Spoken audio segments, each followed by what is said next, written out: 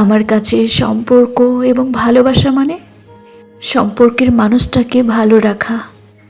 যাকে ভালোবাসি তাকে ভালো না রাখতে পারাটাই চরম ব্যর্থতা। নিজের প্রতি উদাসীন থাকার পরেও সম্পর্কের মানুষটা ভালো থাকার কথা নিশ্চিত করে। তার ভালো লাগা মন্দ লাগাকে প্রাধান্য দিলে সম্পর্ক এমনিতেই সুন্দর হয়। সম্পর্কের পরস্পর্শ যখন পরস্পর্শের ভালো থাকার বিষয়ে ভাববে, ঠিক তখনই কেউ কাউকে কষ্ট দেওয়ার কথা চিন্তাও করতে পারবে না।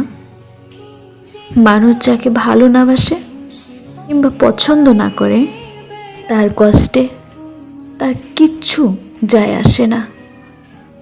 আর যখন এই সম্পর্কে পরস্পরের মধ্যে ভালোবাসা গুরুত্ব সমপরিমাণ থাকে, তখনই কেবল সে সম্পর্কে পরস্পরের ভালো থাকতে পারে। সম্পর্কে শুধু নিজে ভালো থাকার কথাটা চিন্তা করাটা স্বার্থপরতা, বই আর কিছুই নয়। সম্পর্কের ওপর মানুষটার ভালো থাকার কথা নিজেকেই ভাবতে হয়, আর ওপর মানুষটাকেও নিজের ভালো থাকার কথা ভাবতে হয়। একজনের চাওয়া পাওয়া যখন অপরজন পূরণ করে, তখনই সম্পর্কে এক প্রকারের ছন্দ ফিরে আসে। পরস্পরকে সময় দিন, পরস্পরের মানসিক এবং শারীরিক চাহিদা পূরণ করা, পরস্পরের প্রতি পরস্পরের গুরুত্ব এবং যত্নশীল আচরণের উভয়কে ভালো রাখে। একতরফাভাবে শত চেষ্টা করেও সম্পর্ক সুন্দর করা যায় না। দুজনার সমপরিমাণের চেষ্টা এবং আগ্রহের ওপর নির্ভর করে সবটা।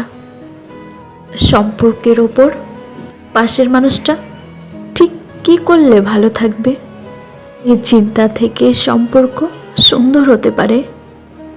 সম্পর্কে যখন শুধুমাত্র এক পক্ষের ভালো থাকার কথা চিন্তা করা হয়, তখন সম্পর্ক টিকানো মুশকিল হয়ে যায়।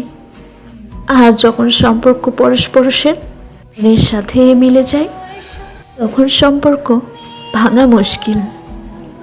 সম্পর্কে পরস্পরের মনের সাথে ঠিক তখনই মিশে যায় যখন পরস্পরের চাওয়া পাওয়া এক হয়, পরস্পরের প্রতি পরস্পরের যত্নবান হয়, পরস্পরকে ভালো রাখতে উভয়ে মরিয়া হয়ে থাকে।